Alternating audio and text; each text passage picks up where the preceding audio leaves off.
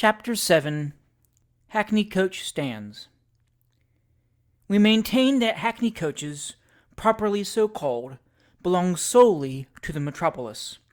We may be told that there are hackney coach stands in Edinburgh, and not to go quite so far for a contradiction to our position, we may be reminded that Liverpool, Manchester, and other large towns, as the parliamentary phrase goes, have their hackney coach stands.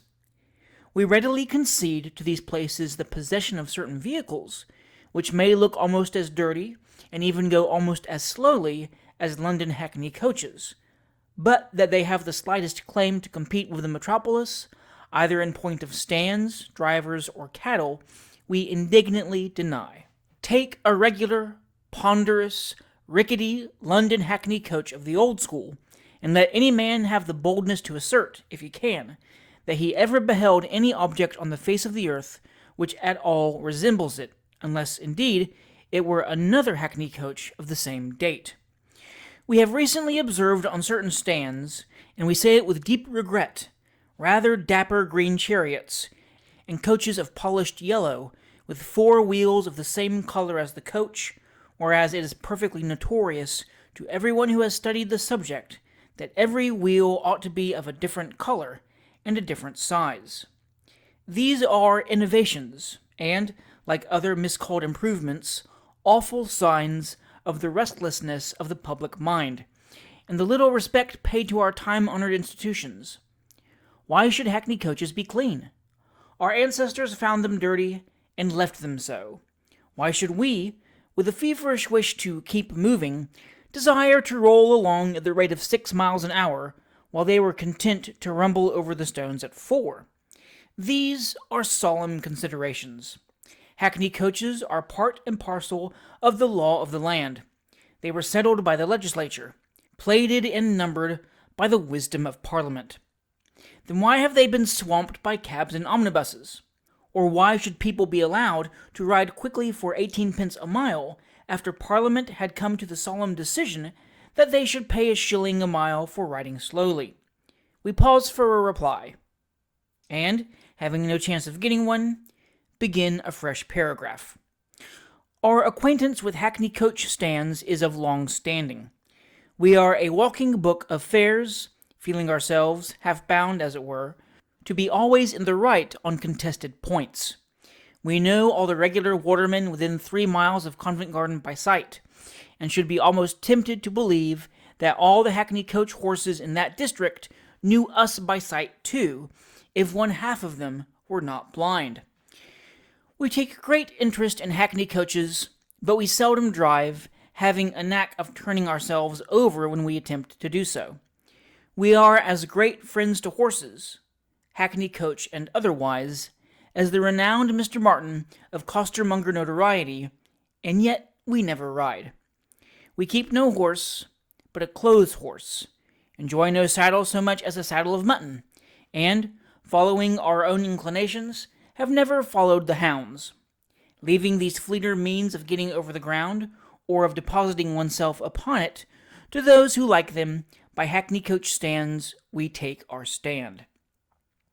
There is a hackney coach stand under the very window at which we are writing.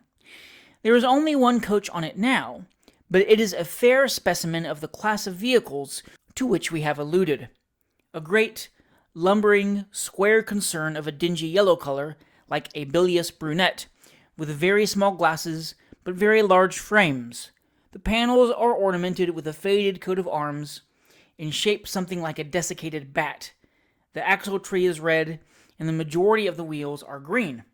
The box is partially covered by an old greatcoat, with a multiplicity of capes, and some extraordinary-looking clothes, and the straw, with which the canvas cushion is stuffed, is sticking up in several places, as if in rivalry of the hay, which is peeping through the chinks in the boot. The horses, with drooping heads, and each with a mane and tail as scanty and straggling as those of a worn-out rocking horse, are standing patiently on some damp straw, occasionally wincing, and rattling the harness, and now and then one of them lifts his mouth to the ear of his companion, as if he were saying, in a whisper, that he should like to assassinate the coachman.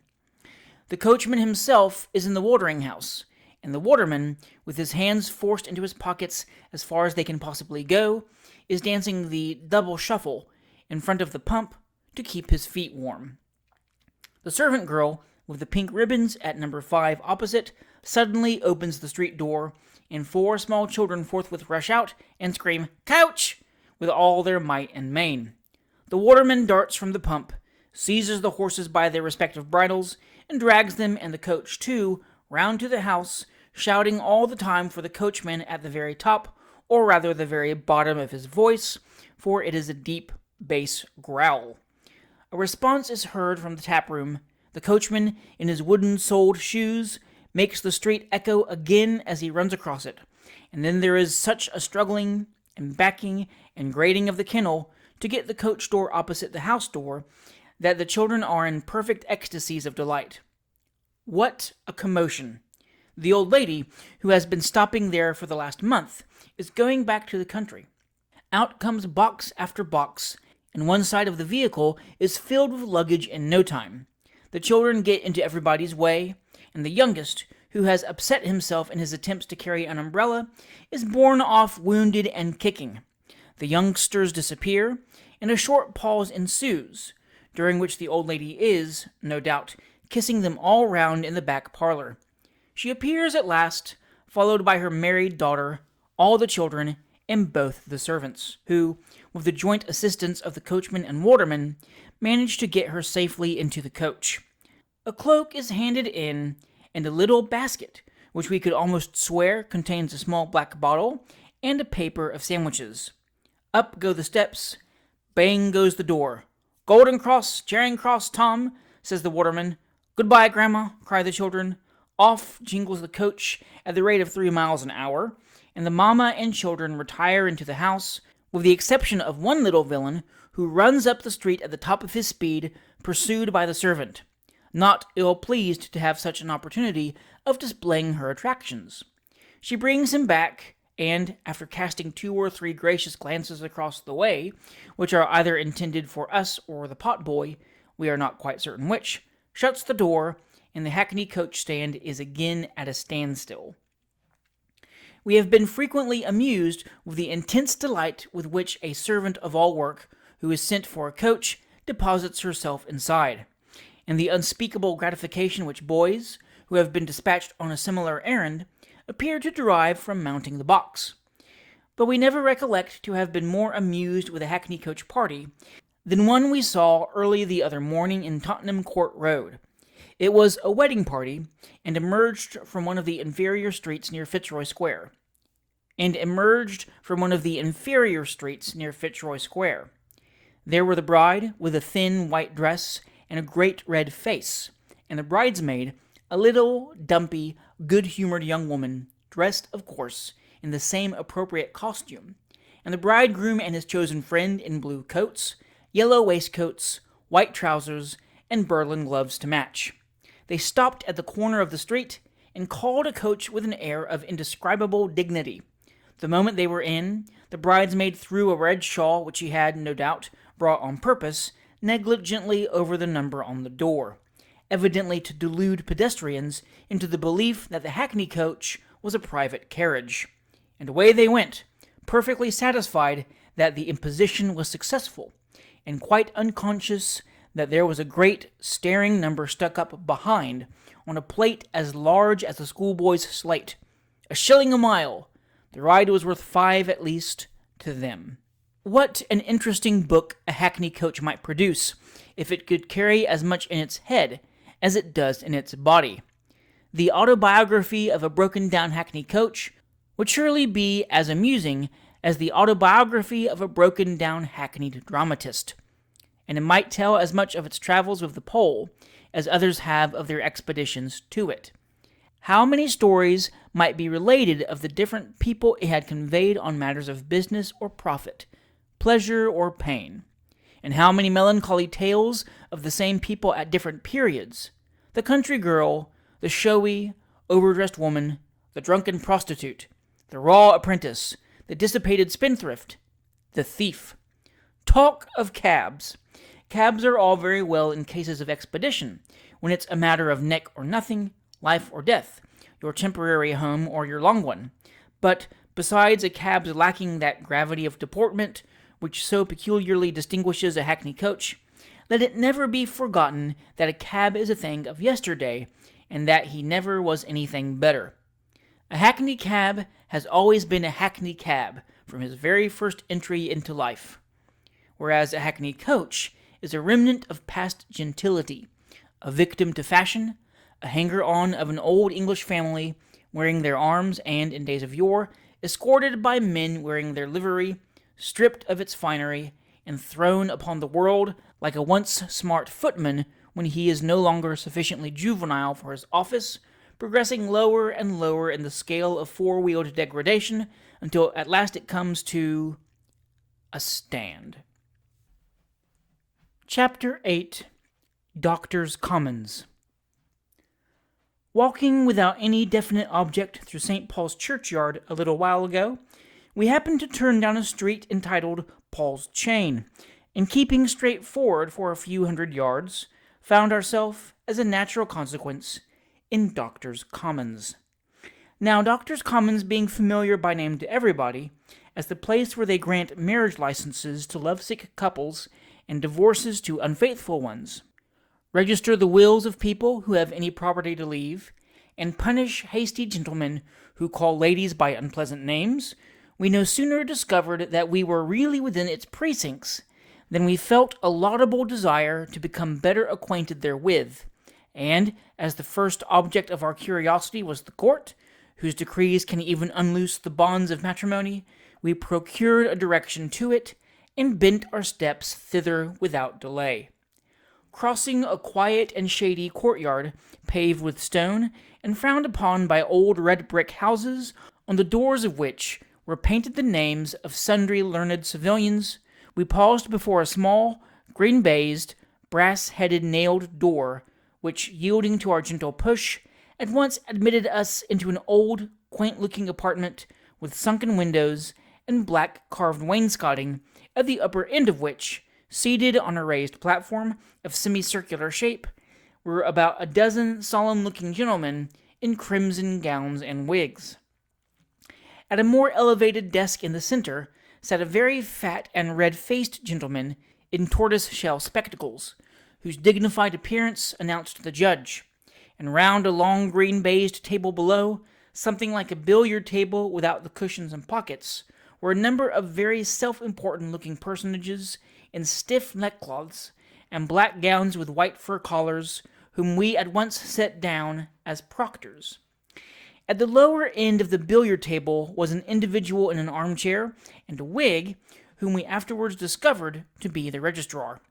And seated behind a little desk near the door were a respectable-looking man in black, of about 20 stone weight or thereabouts, and a fat-faced, smirking, civil-looking body in a black gown, black kid gloves, knee shorts, and silks, with a shirt frill in his bosom, curls on his head, and a silver staff in his hand, whom we had no difficulty in recognizing as the officer of the court.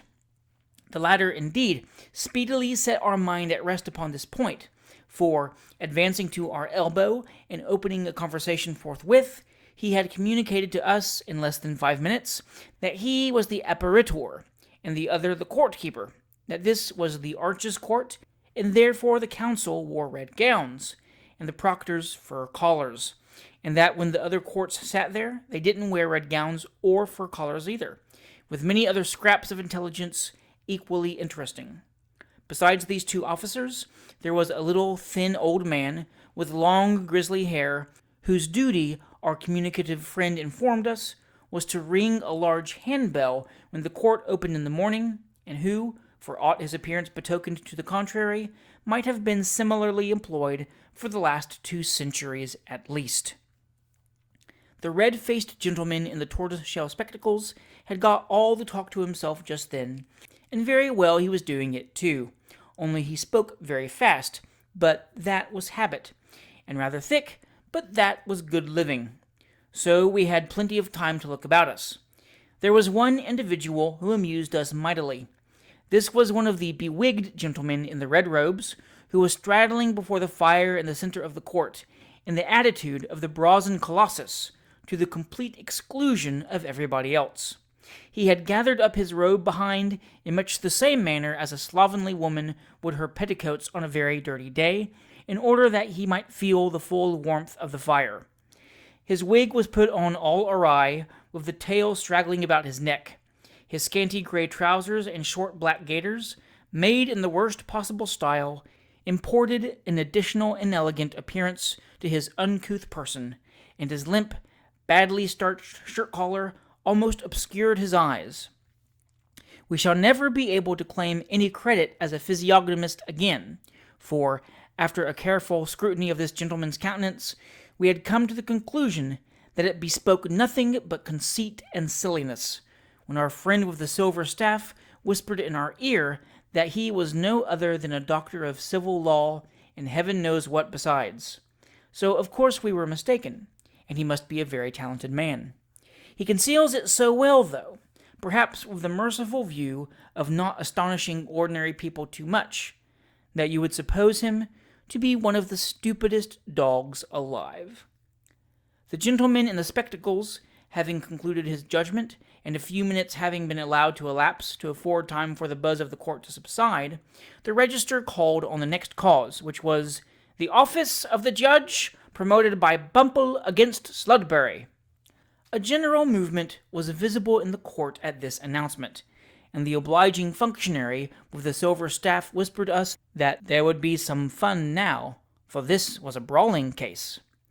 We were not rendered much the wiser by this piece of information, till we found by the opening speech of the counsel for the promoter that, under a half-obsolete statute of one of the Edwards, the court was empowered to visit with the penalty of excommunication any person who should be proved guilty of the crime of brawling or smiting in any church or vestry adjoining thereto, and it appeared by some 28 affidavits, which were duly referred to, that on a certain night, at a certain vestry meeting, in a certain parish particularly set forth, Thomas Sludberry, the party appeared against in that suit, had made use of, and applied to Michael Bumble, the promoter, the words, "You be blowed," and that, on the said Michael Bumble and others remonstrating with the said Thomas Sludberry on the impropriety of his conduct, the said Thomas Sludberry repeated the aforesaid expression, "You be blowed," and furthermore desired and requested to know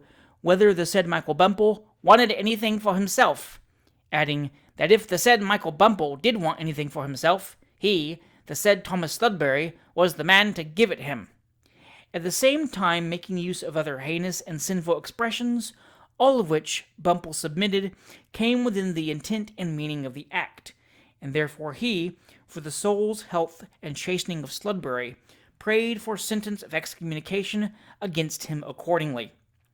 Upon these facts a long argument was entered into on both sides, to the great edification of a number of persons interested in the parochial squabbles, who crowded the court, and when some very long and grave speeches had been made pro and con, the red-faced gentleman in the tortoise-shell spectacles took a review of the case, which occupied half an hour more, and then pronounced upon Sludberry of excommunication for a fortnight, and payment of the costs of the suit. Upon this, Sludberry, who was a little, red-faced, sly-looking ginger-beer seller, addressed the court, and said if they'd be good enough to take off the costs, and excommunicate him for the term of his natural life instead, it would be much more convenient to him, for he never went to church at all.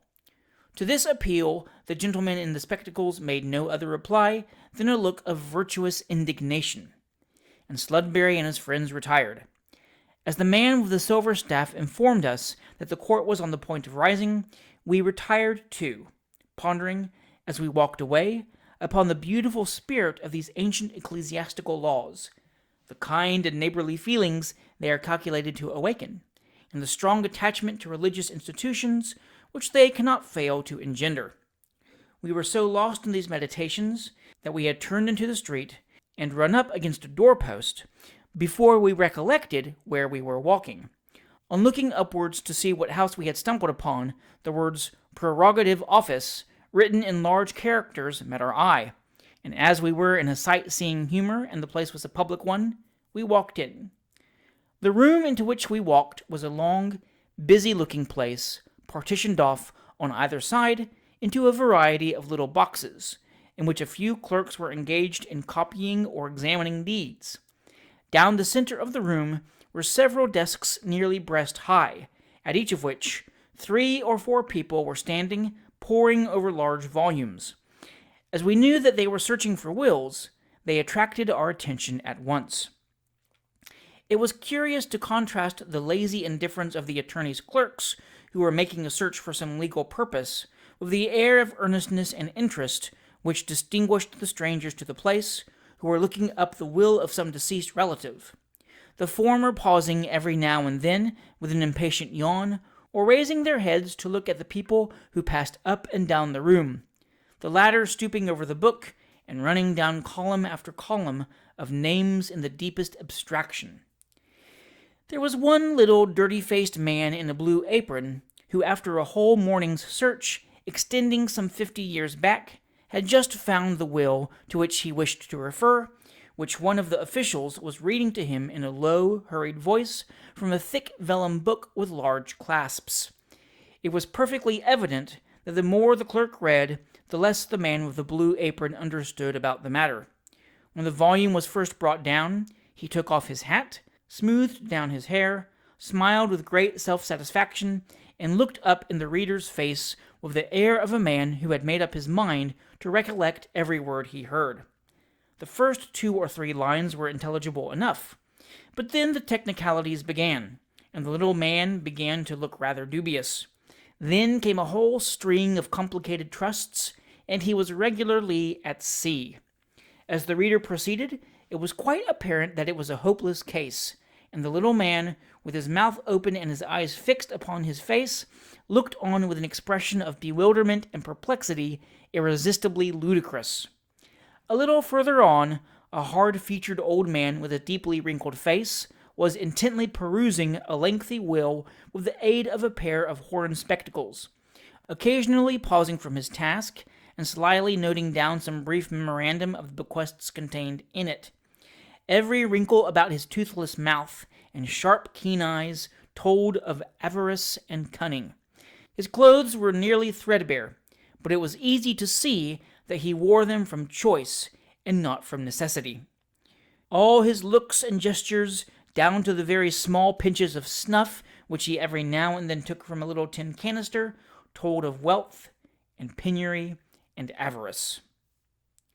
As he leisurely closed the register, put up his spectacles, and folded his scraps of paper in a large leathern pocketbook, we thought what a nice hard bargain he was driving with some poverty-stricken legatee, who, tired of waiting year after year until some life interest should fall in, was selling his chance, just as it began to grow most valuable, for a 12th part of its worth. It was a good speculation, a very safe one. The old man stowed his pocketbook carefully in the breast of his greatcoat, and hobbled away with a leer of triumph. That will had made him 10 years younger at the lowest computation. Having commenced our observations, we should certainly have extended them to another dozen of people at least, had not a sudden shutting up and putting away of the worm-eaten old books warned us that the time for closing the office had arrived, and thus deprived us of a pleasure and spared our readers an infliction. We naturally fell into a train of reflection as we walked homewards, upon the curious old records of likings and dislikings, of jealousies and revenges, of affection defying the power of death, and hatred pursued beyond the grave, which these depositories contain. Silent but striking tokens, some of them, of excellence of heart and nobleness of soul. Melancholy examples, others, of the worst passions of human nature. How many men as they lay speechless and helpless on the bed of death would have given worlds but for the strength and power to blot out the silent evidence of animosity and bitterness, which now stands registered against them in Doctors' Commons.